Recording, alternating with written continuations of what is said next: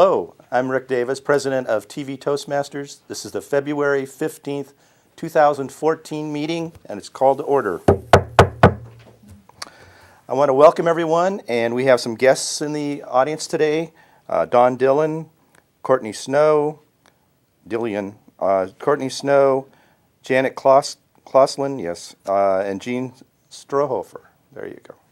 So I'd like to welcome our Toastmaster for today to the lectern, Carol Kormelink. Carol. Thank you, Mr. President. I almost said Madam President. And welcome everyone in the studio and our viewing audience at home. We welcome you to the TV Toastmasters Saturday, February the 15th meeting. I would like to get started with our first matter of the day. This is to help increase your vocabulary, and Steve will be telling you the different things that he will be looking for. Let us welcome our word power grammarian, Steve Aaron Holtz, Distinguished Toastmaster. Thank you, Madam Toastmaster, fellow Toastmasters, our honored guests here this morning, and our honored guests looking in from home. As Carol mentioned, I have a couple of roles today. I'm going to be our grammarian and counter, as well as I will be watching for Word of the Day. Word of the Day is a new word, at least it may be a new word for most people, that helps us improve our vocabulary, and I'll be listening to hear instances where people use it in today's meetings. I'll also be listening for crutches that we might be using, such as ahs or ums, or another word that we use to replace but we use it to fill space.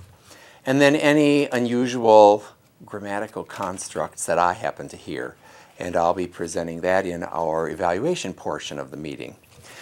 The word that I have for today is punctilious. It's an adjective. It means precise in behavior or attentive to formality or etiquette. It can also be used as an adverb, punctiliously, or a noun, punctiliousness. An example would be the Toastmaster of the day, and today that's Carol, is known for her punctiliousness in handling the speeches and various roles. Another example is, we are punctilious about keeping our desk clean and clear of garbage. Although I don't know that I would fall under that category, but our word for today is punctilious. I will be listening for uses of that in our speaking. Madam Toastmaster? Thank you for that great word. I thought before I knew what the definition was that it had something to do with being punctual, being on time, and I thought, I am not punctilious. But precise, okay. That's usually the engineers. They have to be so precise. We now come to the fun part of the meeting that when you first come here, you go, oh, don't call on me, don't call me. And then after you're here a while, you get upset if you're not called on. It's so much fun, the word power. And our word power today, the Tabletopics. Our Tabletopics today is our president, Rick Davis, Distinguished Toastmaster. Thank you, and we do a lot of clapping. Yeah, it's important that we clap. Our guest today may not realize this, but last summer in Cincinnati, we had the International Toastmaster Convention, and it was a lot of fun. We met a lot of people from all over the world, and it was a lot of fun to host somebody who had never been to Cincinnati. And of course, they always ask you what kinds of things they should get involved in. So my questions today are going to talk about the kinds of events that you might have taken somebody from Toastmasters to that had never been to Cincinnati before. So you're entertaining a first-time visitor to Cincinnati. Where would you take them, Steve?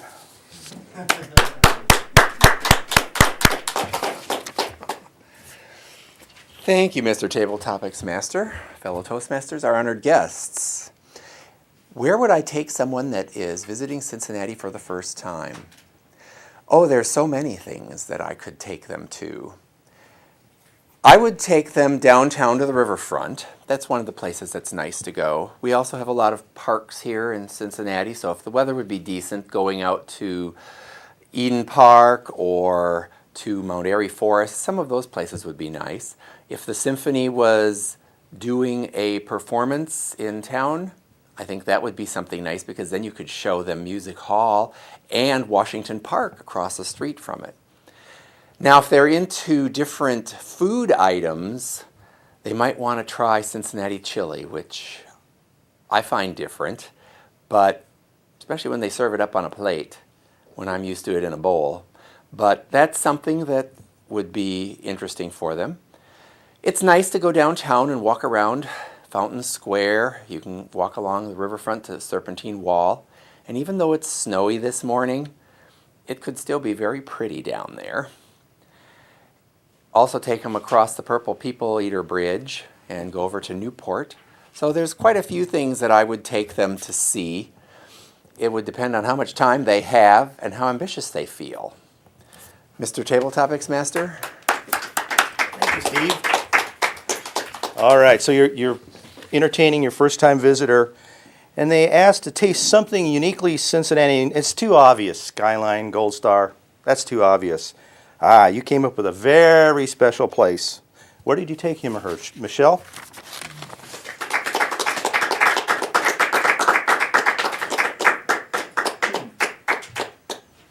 Thank you, Mr. Tabletopics Master. That's a fairly easy question for me. Graters. There's nothing like Cincinnati style ice cream, and the French pot process, which is very unique to graters, is absolutely delicious and indulgent. And I think people don't realize that there's a really unique process involved. I'm not going to go into details because I don't know the whole science behind it, but it's a very unique style of ice cream, very healthy ice cream, not high in fat. I'm joking. Very indulgent, but it would be a good taste of Cincinnati style ice cream, so I would take them to Graters. Thank you. So your first-time visitor wants to hear some uniquely Cincinnati music. Too obvious is the Cincinnati Symphony. We aren't going to go there. You heard someone special was in town this weekend. Where would you take him or her, Jean?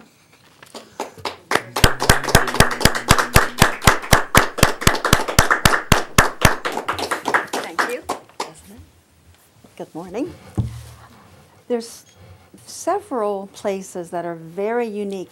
They're almost like taking them down to a dungeon where you can go to Mount Adams, you can walk down these dark stairs, but once you get there, it's an amazing, entertaining experience. One that was very unique, and I did just what we are talking about today, is take a friend down. And so we traveled down, having no idea who would be down there, but it was the Little Kings. And the Little Kings are little people. And they are wonderful singers, and but they are small, so you got the feeling that this was kind of unique to Cincinnati, and not so. They travel very much around the United States. Just staying in that area, you could just go door to door to door to the bars that are in Mount Adams, and maybe find another interesting group that isn't published as this one was. But I would take them definitely to Mount Adams. Thank you. And then shake your hand. Thank you. So your visitor wants to see a sight that they absolutely cannot see in their own hometown. Where do you take them, and why is it unique? Carol.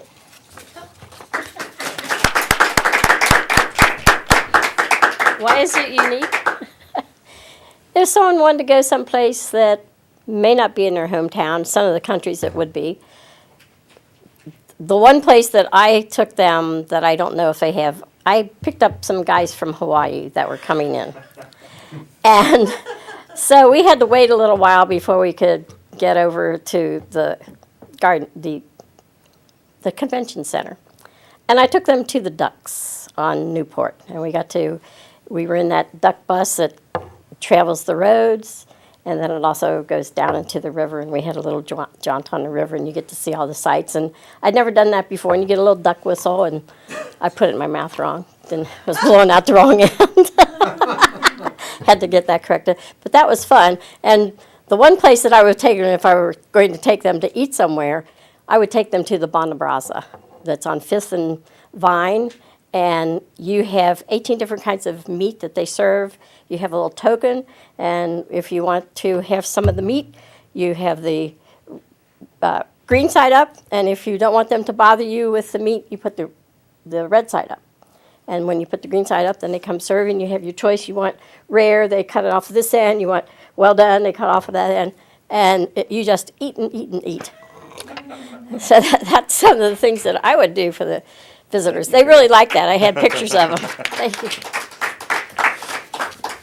Every visitor wants to go to a sporting event, and Cincinnati has some really neat teams.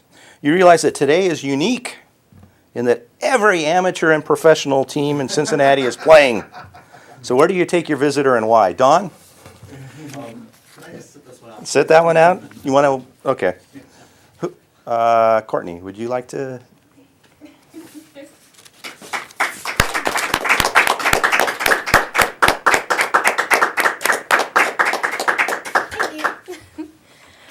I am not originally from Cincinnati. My husband is from here. My stepmom is. My dad's moved over here. So I kind of fell in love with the city.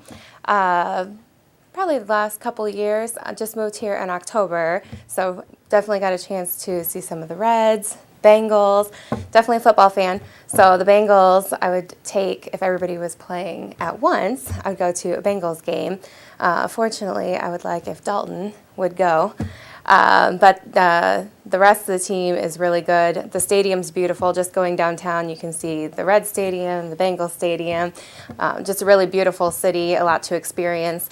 Traffic gets kind of congested. You have to have some patience if you're going down there, but there's a lot of excitement, a lot of energy. And I think that that would be something that somebody would enjoy. And I would have to see what their preference was, but I definitely like football way more than baseball. So. Thank you. Thank you. Your visitor has heard about the Crone Conservatory, the Playhouse in the Park, the Cincinnati Observatory, the Cincinnati Nature Center, the Cincinnati Museum of Natural History, and the Sign Museum. You can only go to one of these. Which one would you go to and why? Rick?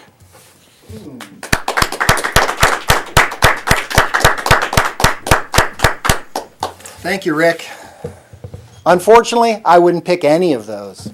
There's one museum in the town that I have yet to go to, and it is the only place in the world where you can go, and that's the Underground Railroad Museum.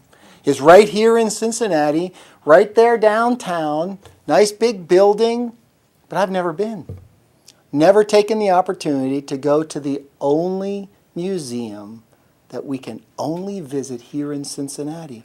So what I would do is I would pack everybody up, take them downtown.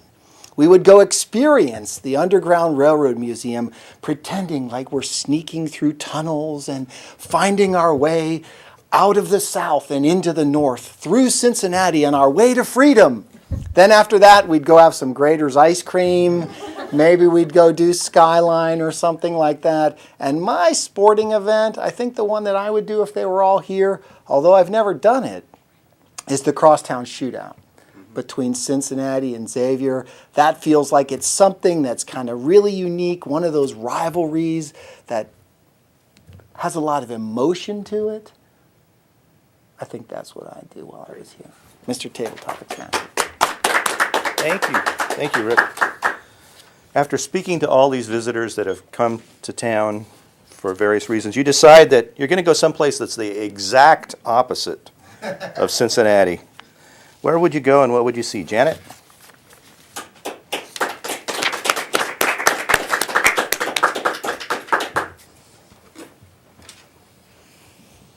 Where would I go that was the exact opposite of Cincinnati?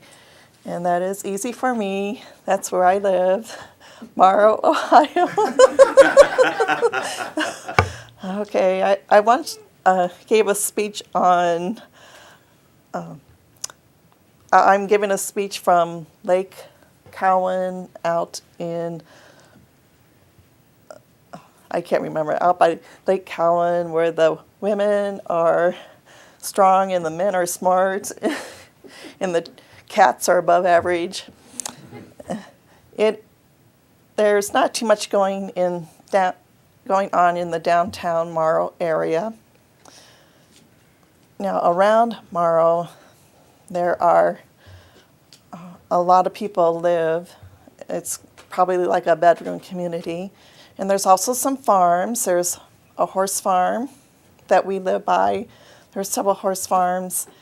And I also went to a place where there was a bird related to a dinosaur. It was at a farm where they grew willow. Oh, no, bamboo. It was bamboo, a bamboo farm. And that's pretty unique in Morrow. Okay, so I would take them tomorrow. Thank you. Well, unfortunately, the next Toastmaster International Conference is in Kuala Lumpur, so Malaysia. So unless you have a few $1,000 to, or you win the international speech contest at that level, it's going to be further away than Cincinnati. But it was a great opportunity, and I know Carol had fun, I had fun, Steve had fun, Rick had fun, and Michelle, I don't know, you made it. No, you didn't make it down to the convention center, but it was a great time. I'll turn it back to our Toastmaster for today, Carol Kormelink. Carol.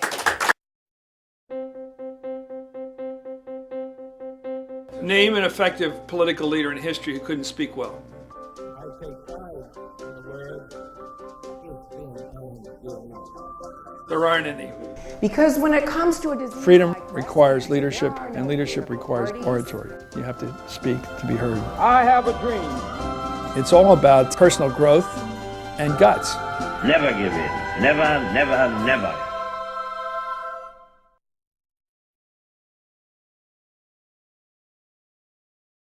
We now come to the prepared portion of our meeting, and we have a special treat today.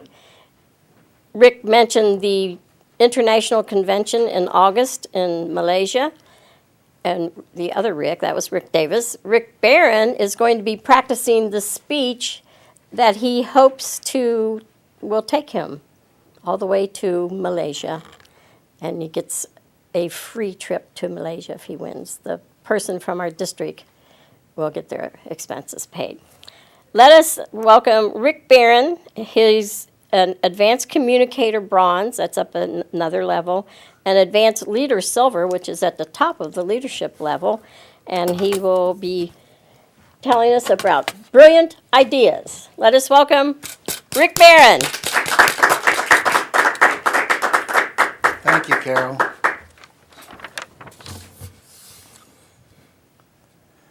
Sweat was rolling down my back as I waited to jump into the cold green water of Lake Huron. If successful, this scuba dive will break my current depth record.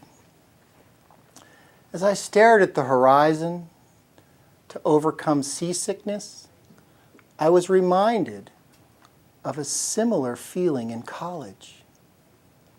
As a few of my fraternity brothers crammed into the single-engine plane, I exclaimed, "Whose brilliant idea was this to jump from a perfectly good airplane?" I'm going to be eating ramen noodles for a week to experience plunging to the earth at near terminal velocity.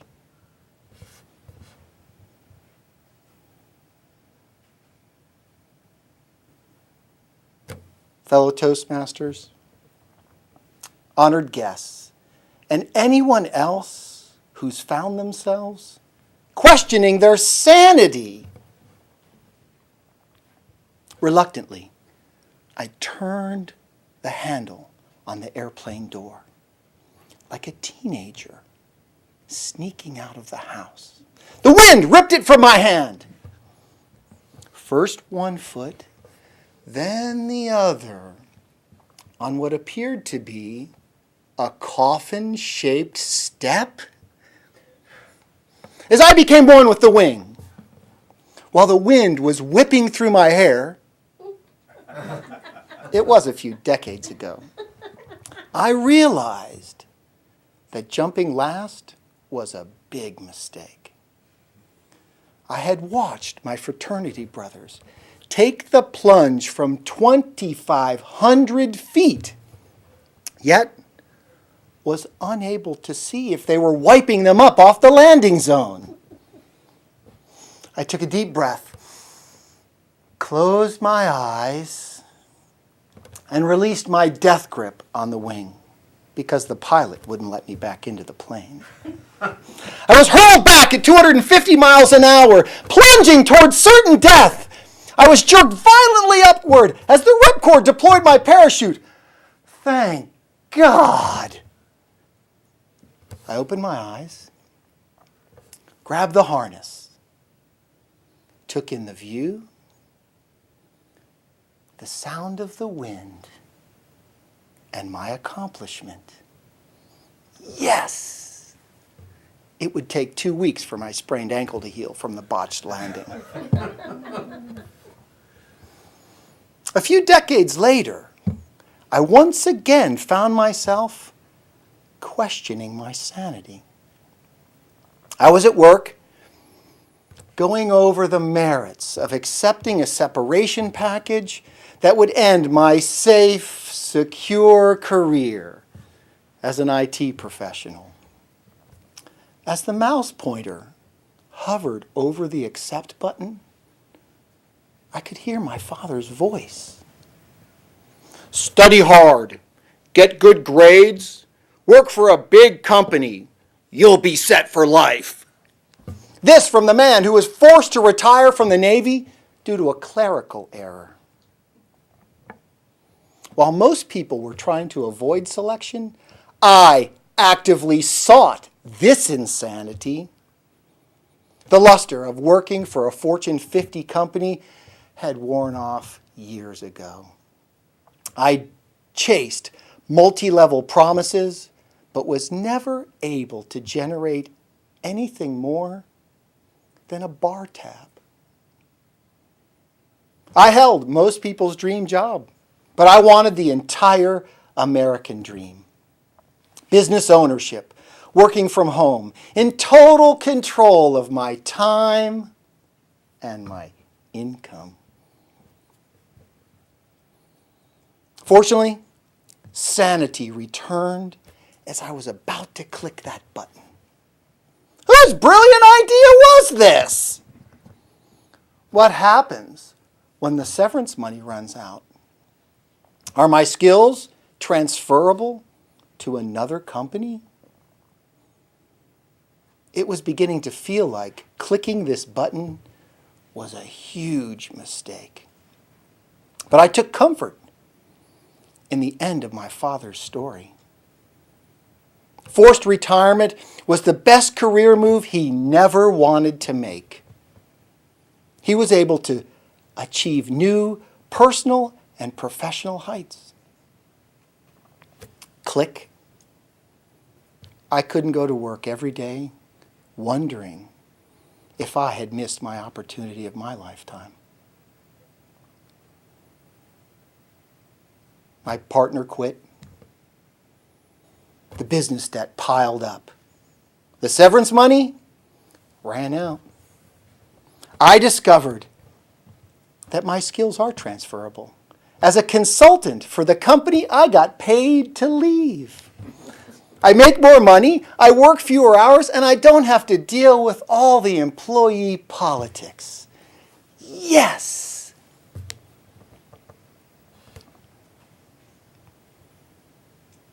The sweat was pooling in my lower back as I broke my gaze on the horizon.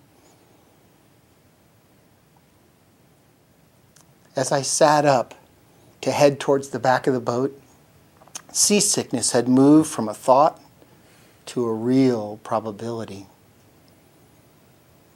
I could ask the captain to signal my friends and tell them that I would not be joining them. Or I could step up and take this jump with confidence. I stepped off the back of the boat after punctiliously checking my gear. I met my friends and set my new scuba diving depth record, 152 feet. As I was climbing back onto the boat, I was grinning from ear to ear. I sat down to relive the achievement in my mind and thought of a quote from Ralph Waldo Emerson.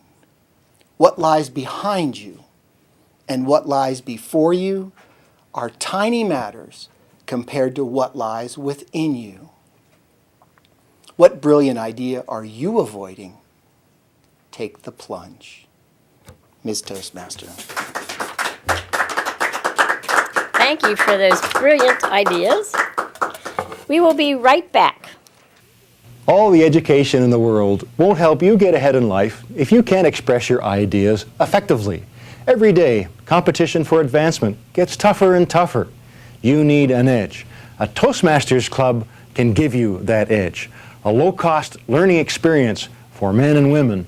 Toastmasters gives you the confidence to express your ideas to anyone. Get the Toastmasters edge.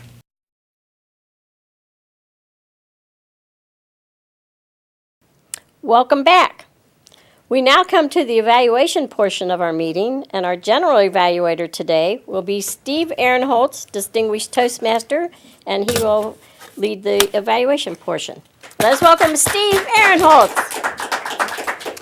Thank you, Madam Toastmaster, fellow Toastmasters, our guests. Now we are at that part of the meeting where we are going to hear about what we've done well as getting some feedback on things that we might want to consider doing differently so that we can do everything better. My team that I have working with me today will come up and present a couple of different aspects of evaluation for our meeting. The evaluator for Rick's speech will be coming up first, and we will hear from her perspective on Rick's speech. So if you'd help me welcome Michelle Lewis.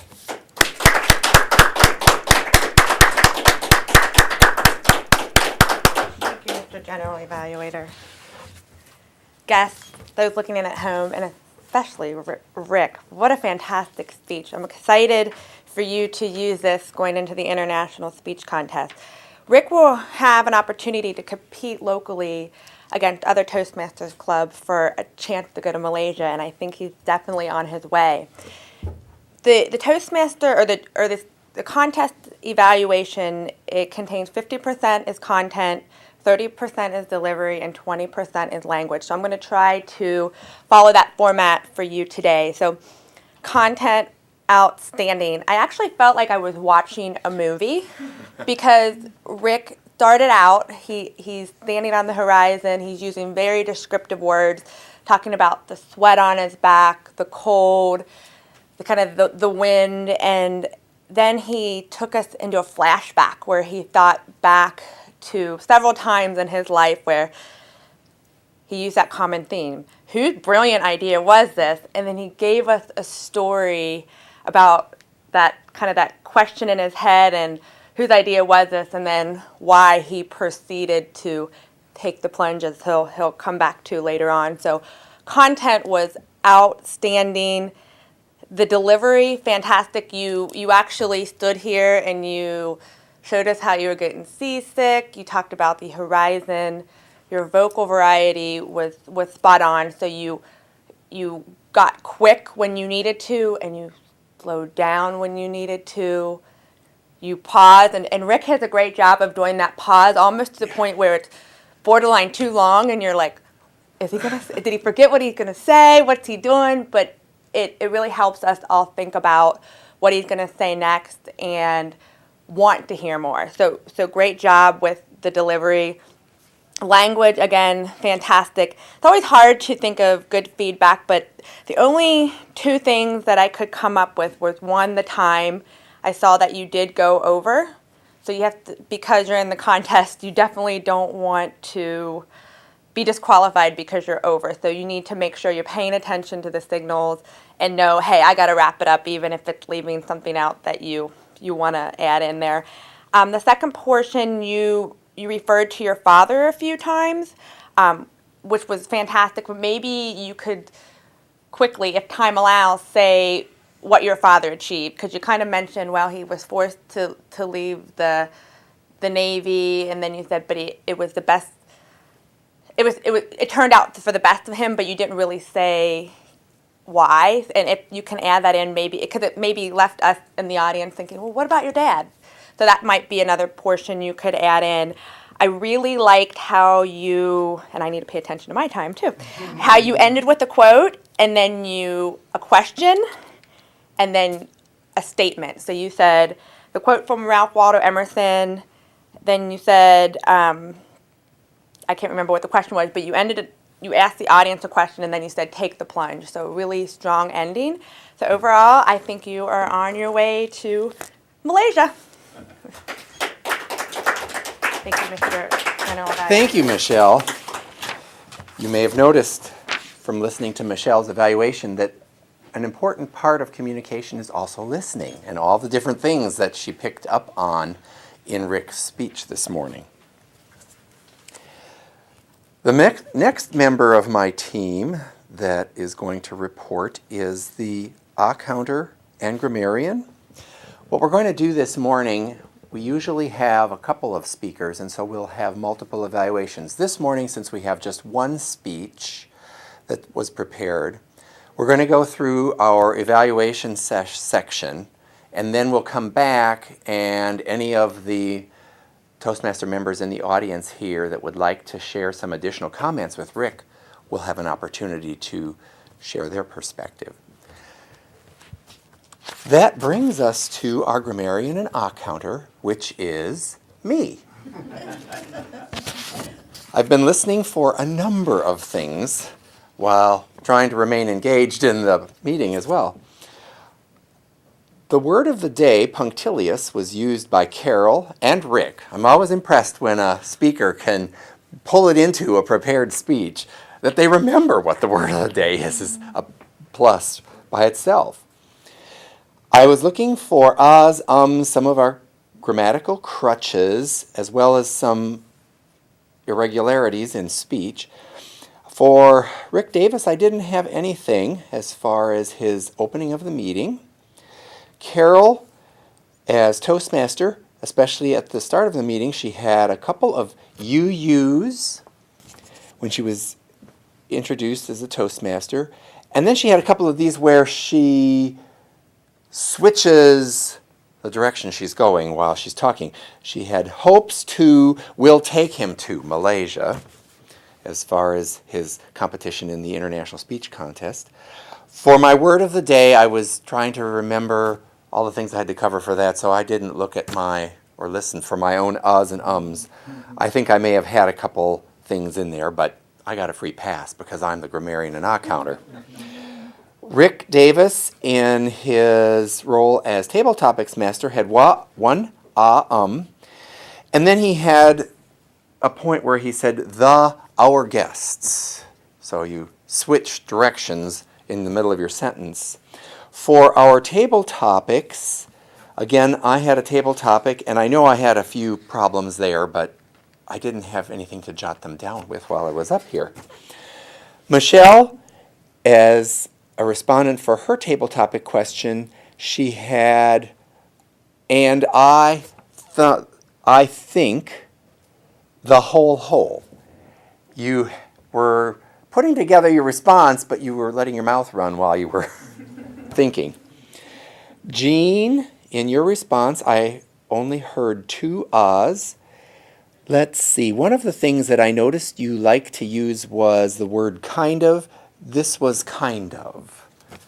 But overall, you really did well. I was expecting to find a lot more ahs and ums or crutches, so you did well. Carol had one ah.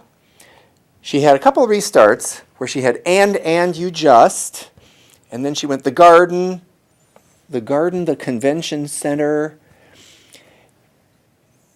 and you connected sentences with and. You were doing run-on sentences today. Usually that's what I do. Courtney, you had 3 ahs, which is actually not bad at all. You didn't get up to double digits. No. Rick? In church, I guess. Yeah, you can't repeat unnecessarily in church. Rick Barron, I didn't notice anything. Janet, you had 2 ahs and ums. Let me see. I need to get my act in gear up here. My time is almost out.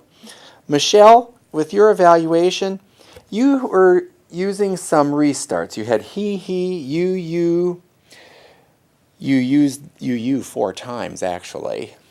One of the other things that you used in your evaluation was the word fantastic. I think you used it at least 4 times. And it's not that there's anything wrong with the word fantastic, but it starts to become noticeable when you're using the same word. And I think you're trying to look for some other superlatives, but you keep coming back to fantastic, probably because it's comfortable. I don't have any for myself in this last grammarian presentation, and as the general evaluator, that will conclude my grammarian and counters report. The next report that we will hear from my evaluation team members is the report from our timer. If you will help me welcome our timer who keeps us on time, except when I defiantly run over the amount of time I'm allotted. Help me welcome Janet Casselin. Janet Casselin, our timer. Thank you, Steve. I timed the table topic speakers today and the speakers and the evaluators. The first table topic person was Steve, and he spoke for 1 minute and 25 seconds, which is within the 1 to 2 minute range. And Michelle spoke for 43 seconds, a little shy. Jean made it 1 minute, right on. Carol spoke for 1 minute, 25 seconds, within the 1 to 2 minutes. Courtney was just a little shy at 50 seconds. Rick was 1 minute and 16 seconds, and I was 1 minute and 22 seconds. Our speakers spoke for 7 minutes and 25 seconds. I might not have started counting when you greeted the Toastmasters, so you probably did go over, as Michelle pointed out. And our evaluator, Michelle, spoke for 3 minutes and 24 seconds, and that was within the 2 to 3 minute time.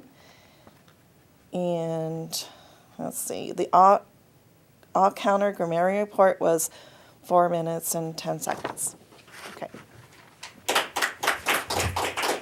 Thank you, Janet.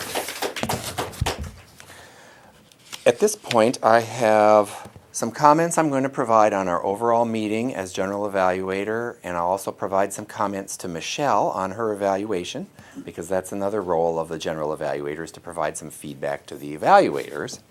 And then what I think we'll do, since we want to have an opportunity to provide some additional feedback to Rick, is that when I finish my comments here, Janet, I'd appreciate if you could help me at that point. If anybody wants to come up and give Rick some additional comments on his speech, some additional feedback, would you time it for the 2 to 3 minutes for people? Yes. That way we'll stay in time, because we're doing pretty good right now. But that way anyone who wants to give Rick some additional feedback has a chance to do so. A few comments from Michelle on your evaluation. Good evaluation. I can always tell you really listen well. I just had a restart, you. I thought it was great the way you pointed out the bringing back whose brilliant idea was this. Rick touches on his title a couple of times, and each time it's with some other brilliant idea that has occurred. You pointed out the value of pauses and how it enhances a speech, because I think that's something a lot of us struggle with. We have a pause and it feels like forever, but it's not really very long.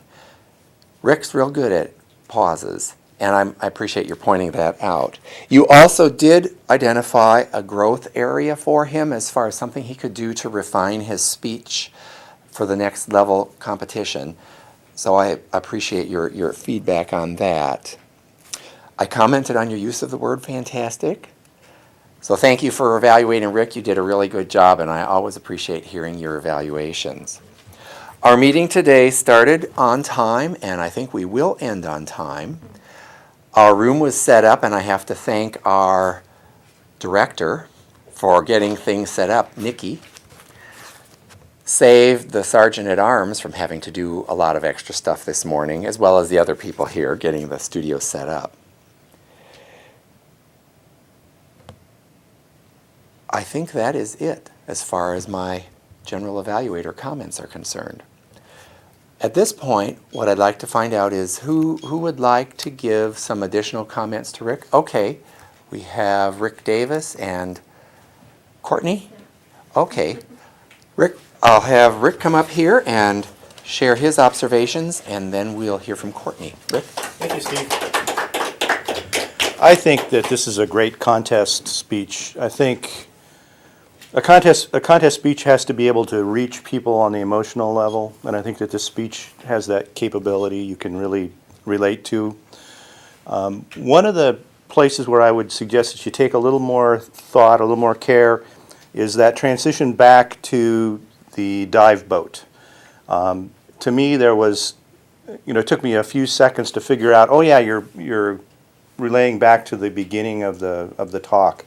And to me, the transition just wasn't real clear.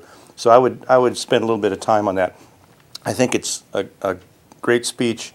I think if you can get out and present it to a number of clubs and get some more feedback, I think that would be really good, especially some really experienced Toastmasters. And good luck. This is a long journey.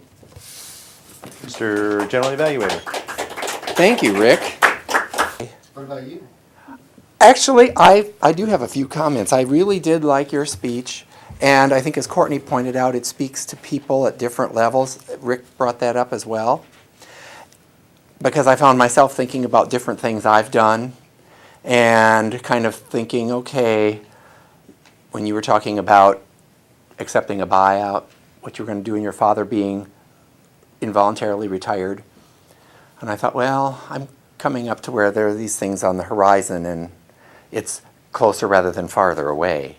And what am I going to do? Because I have done some things in the past, so I have to revisit that a bit more. And it spoke to me in that manner, as I was thinking, I figure I'm over halfway through my lifetime, so what else is there that is important to me? I shared Rick's comment. In the beginning, when you started, you were sitting in the boat, you were going to break your diving record. I was a little bit lost as to where some of those things would come together when you started your speech. It fell into place as you got into the speech, but I was wondering, it seemed to me like there were 2 or 3 things that came together initially, and I thought, so what are you going to talk about? But when you started getting to your fraternity brothers and jumping out of a perfectly good plane, and I thought, oh, did you see that guy that was knocked out when he was jumping out of a plane and his buddies were actually able to get over to him and deploy his parachute? I thought, oh, why jump out of a perfectly good plane? But overall, I really liked your speech. I think if you could tighten it up a little bit more and maybe give us something that will clue us at the beginning that we're going to come back to, these brilliant ideas, quote unquote. But I think it does have something for pretty much everyone in the audience, at least anyone in the audience that's paying attention. And I do like your use of pauses and your gestures, your facial expressions. They're very well done. That's something I need to work on more. I'm going to return control of our meeting to our Toastmaster. Madam Toastmaster.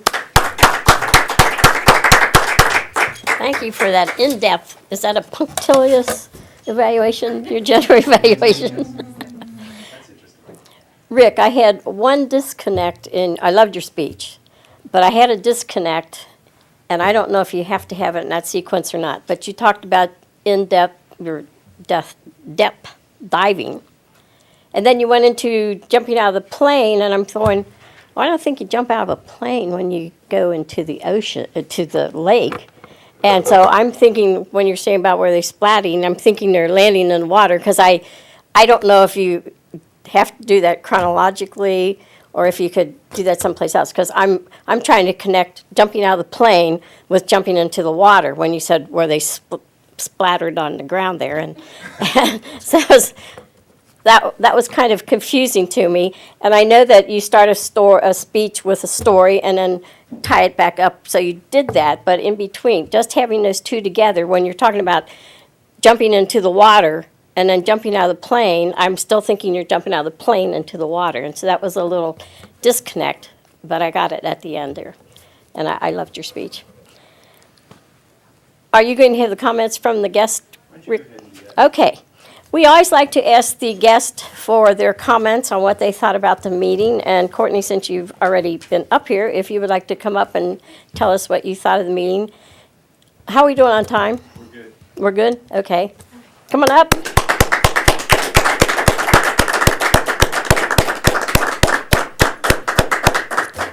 One of the protocols of the Toastmasters is that you do not leave the lectern without turning it back to giving a handshake and turn it back to me. Yes, Madam Toastmaster. I had never heard anything about the Toastmasters at all until a few weeks ago. I'm a student at Indiana Wesleyan University with their adult studies program, and in our communications class right now for the business and human resources degree that I'm going for. We have a really great professor, Melanie, and she incorporated into our coursework that we had to find a Toastmasters International meeting spot, because we do everything online in correspondence. We have our meeting groups, and we're supposed to go and write little speeches and set up, for some people to evaluate us, friends or family or whatnot. But I really like this idea. It's about, a half hour away, a little more with the weather today.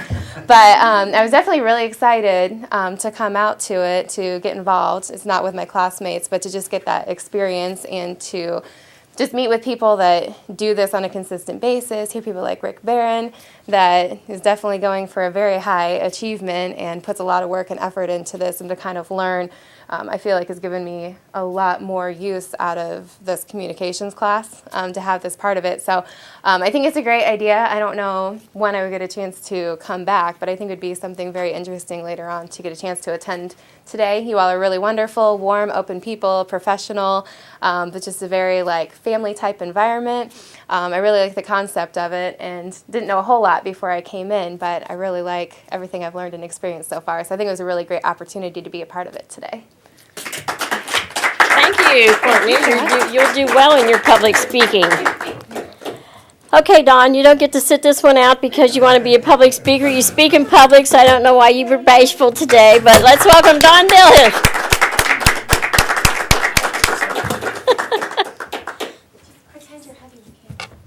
I'm really used to speaking in front of people, but usually a lot of my people I already know, so they bring friends in. Here I'm going, I'm so, not counting anymore. Yeah. To me, and thank you, by the way, for inviting me. I'll see you. Mickey. But to me, it's like I'm sitting back going, oh, wow, nobody here I know. I have to get used to that. But usually there's somebody in the crowd that I can kind of focus on. And that's something I'm going to have to be aware of. But watching you, just giving me great ideas and realizing that I need to do this more. And I'm excited. I will definitely come back. And it's a very positive atmosphere. And everybody's very kind and warm. And I really appreciate that. Thank you. Thank you very much. We actually have access to about 4 or 5 of the world champion public speaking. Once you have that title for that year, you carry that forever. And then you generally go into a speaking career. And you get $5,000 to give your little speech there, and it's a neat idea. Our next person that we have is Jean. Jean Strohopper.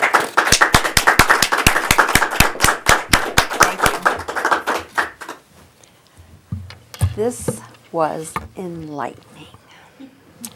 I am by profession a 25-year law librarian in New York City.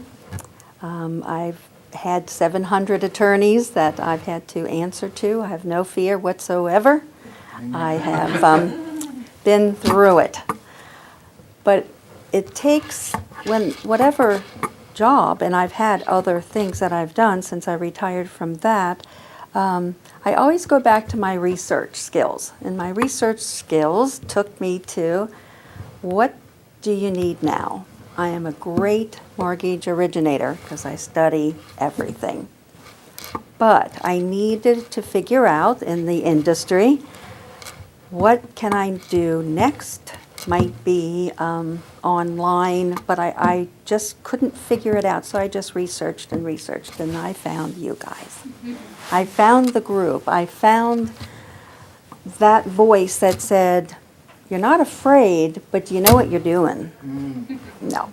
So that's how I got here. I appreciate, I just can't even begin to tell you. I could probably tell you 100 things that I saw that I need to improve on. So I thank you. It's been my pleasure, and I will be back. Thank you. Thank you so much, Jean. We welcome you back. And we have a very important person with us today. She is our Area 52 governor, so I would like to hear what Janet has to say. There was a one of those connectors. Let's welcome Janet Kessler. You gotta stop hanging out. I really enjoyed the meeting today, and I'm glad we had it. It didn't cancel because of the weather. And it's great that you could have such a quality meeting, and the visitors really added to it. So thank you for coming and sharing. Thank you. Thank you, Janet, for coming too. You had the furthest to come, I believe. I will now return control of our meeting. I enjoyed the meeting. It was great. I love the, oh, yes, and we don't forget you. You're a guest here, Maya. Would you come up?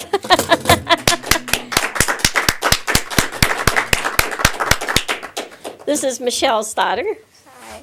I've been here once before. It's a relaxing meeting.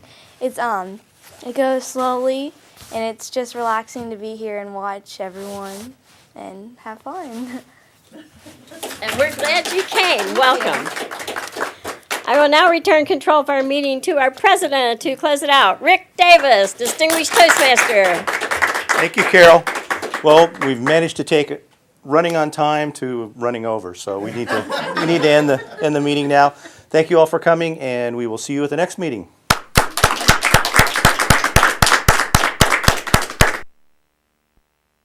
I'd like to begin tonight with a little joke.